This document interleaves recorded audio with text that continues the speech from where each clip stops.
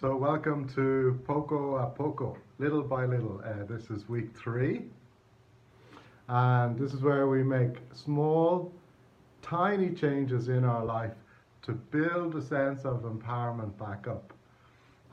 Little things, just little things, not big things. So the first week, it's to find the smallest thing we could change and even introduce something different. So for me personally, I did coffee. I let go of drinking so much coffee and I introduced a little bit of tea instead, normal tea and then even herbal tea to bring the caffeine down. In the second week, then I introduced drinking lemon juice with hot water and honey first thing in the morning. And that helped to clean out my system and detox from the night before. It's great for the liver and also vitamin C. And that worked really well. So the second week went really well. I'm down off the coffee. The caffeine levels are low. And one thing I noticed about drinking the lemon juice in the first thing in the morning was it tastes great, very bitter, but I really noticed I wasn't so hungry after drinking the lemon juice. So that was an added benefit, because the thing I'm going to introduce this week, this is the third week, week 3, uno, dos, tres in Espanol.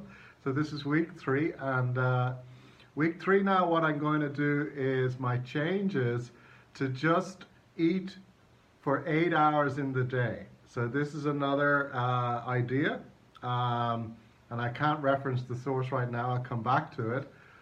But the idea is that you allow your system, your digestion specifically, to rest for 16 hours of the day. It's kind of almost like a fasting time. And so I'm going to have my lemon juice in the morning when I wake up and water and whatever. And then I'm not going to have breakfast till 11. So that's when I start to eat. And then I'll have my dinner finished by 7 p.m. So that's my 8-hour window for eating, which stops me eating late at night specifically, so that's a good one. And also allows my system time, a lot more time perhaps, to digest the food. And this is week 3. So, let's see how that goes in the small changes that we make.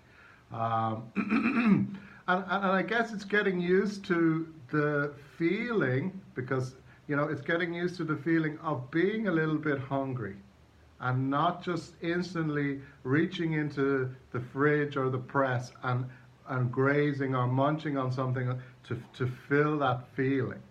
So we don't, I'm going to go a little into the psychology now, or the mindfulness behind that, if that's okay. And it's kind of like, we don't like the feeling of emptiness. We don't like that empty feeling. It's synonymous psychologically with loss, with lack, a feeling of lack or not having enough. But really it's so important, and you find this a lot in mindfulness teachings, to just sit and make friends with that feeling. Okay. Thank you. See you next week.